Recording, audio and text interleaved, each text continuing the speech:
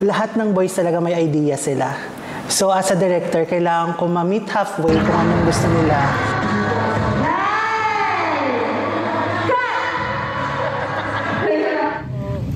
Let's go. Ready na? Alam naman namin na it should be something na manggagaling din sa atin na ganito yung gusto namin mangyari. It should be clear from your end and especially from our end also. So we'll do our best para ma-explain sa inyo kung ano talaga yung gustong-gusto namin na mangyari. Okay. Tapos may fog-fog na. Mas feeling ko rin yung shadows. Parang mas strong yung shadows ng lahat. Foggy siya, foggy. Challenge for me is mabuo yung gusto nilang mangyari and ma-meet talaga yung expectations nila.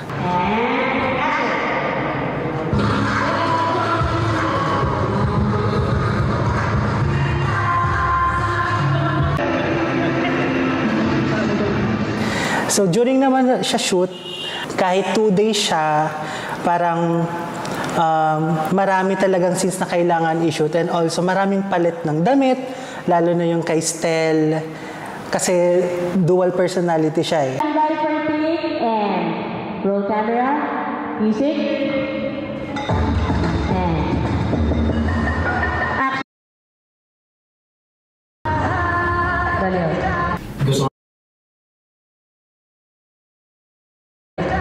Gusto namin ipahiwating din na parang importante talaga sa amin kasi gusto namin i-risk, i-sacrifice yung mga activities namin just for this one. So. One more, dikit nyo na yung music. Ganoon naman kami every era, syempre, ano namin, talagang pinagahan. Roll camera, music, and action. Pasok yan. Baliw. Gusto namin ipahiwating din na parang importante talaga sa amin kasi gusto namin i-risk, i-sacrifice yung mga activities namin just for this one. So. One more, dikit nyo na yung music. Ganoon naman kami every era, syempre, ano namin, talagang pinaghahandaan namin na tinatry namin higitan kung ano man yung mga nakaraan. Pero for this one, siguro matindi yung paniniwala namin about it. And personally ako, binibigay ko rin talaga yung mabibigay ko para syempre mas magkaroon, kung ma-amplify pa kung ano yung dam ngayon.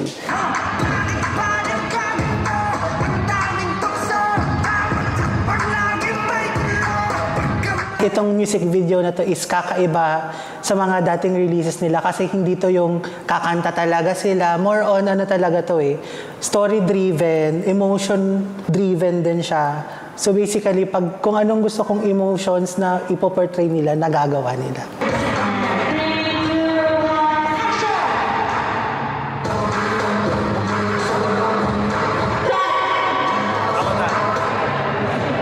Gano'n pa na sigaw?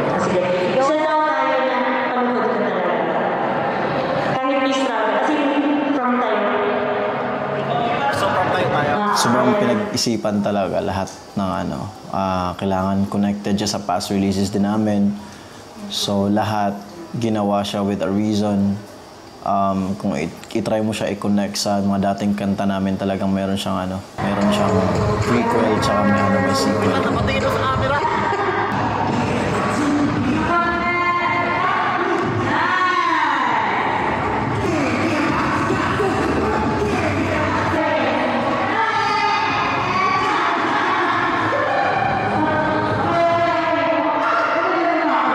Sa Dam era talaga, sa simula at wakas, mas very collaborative sila kasi talagang gusto nila pagandahin yung era na to.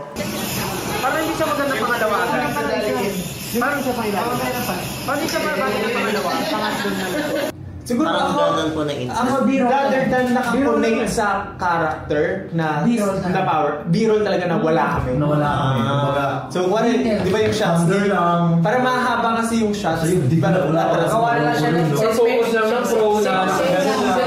Yun nga yung sa part ng kanta na parang paano hihigitan yung sagad na. So very pressure talaga yon. So parang ginagalingan talaga din nila when it comes sa pagko-collaborate sa amin. Itong creativity ng era na to, madugo, literal. Literal na dugo, pawis at away bago nabuo yung concept nito. Kasi madami kaming meetings at creative process para napagkasunduan na ganito yung gagawin namin. Collaboration of, syempre, with us, 1032, and a lot of people na naging ambitious kami again for this time.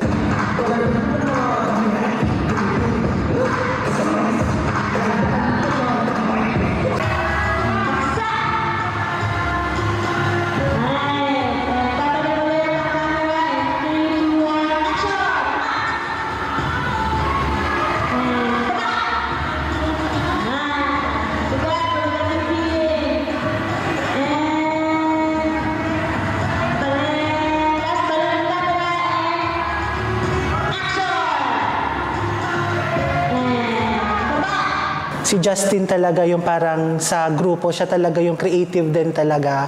So, pag siya nagsasuggest, pag siya nagbibigay ng like input niya din talaga, yung naisip ko din, mas nadadagdagan din ng flavor kasi parang nagkakaroon kami ng batuhan in a way.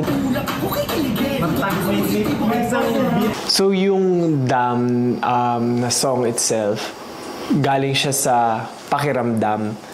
And syempre, yung meaning, yung dam mismo rin na nagko-control sa tubig. Alam mo yung pag meron kang gustong gawin, pag nagawa mo na siya, may another ka na namang gustong gawin. So yung pakiramdam na yun... Ito na yung na-somon ko. Successful na. Yeah, so i-ano mo lang, give your time. Yung sinasabi rin nung buong simula at wakas. Pag natapos mo na yung sinimulan mo, magsisimula ka ulit ng panibago.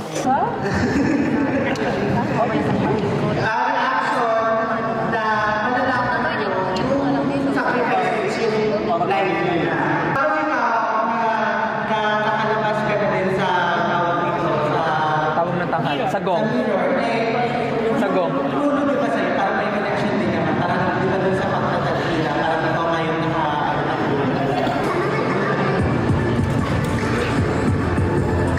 Kasi parang ang tagal na rin namin ulit nag-aral ng bagong choreography since Gento and Crimson and everything. Comeback siya. So parang dapat pag handaan talaga yung magiging choreography ng mismong song.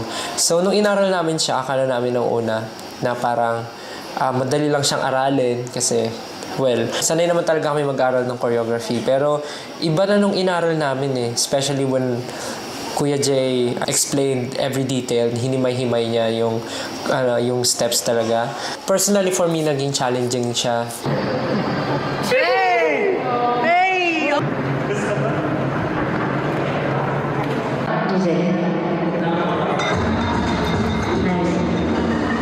Tingin. Last one lang daw po.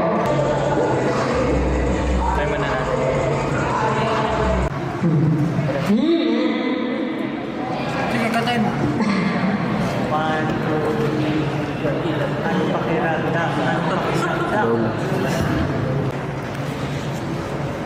Yun. Wapo.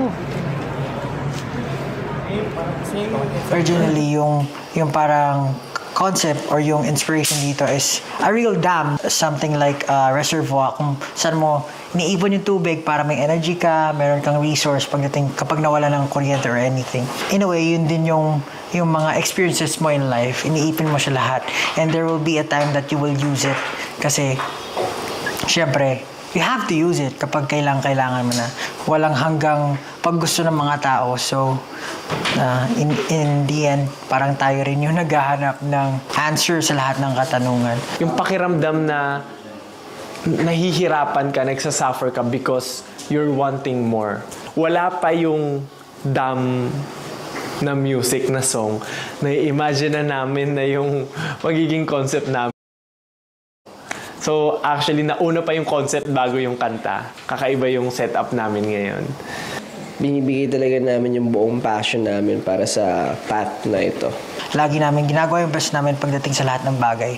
Pero the question is, ano pa ba yung pwede namin maibigay for the people, for ourselves, for to better ourselves? So, yun yung isa sa mga line na gustong-gusto ko kasi that question is something that's really hard to answer. But you will see the solution or yung sagot kapag ginawa mo na yung certain thing. So, yun, pushing yourself to the limits.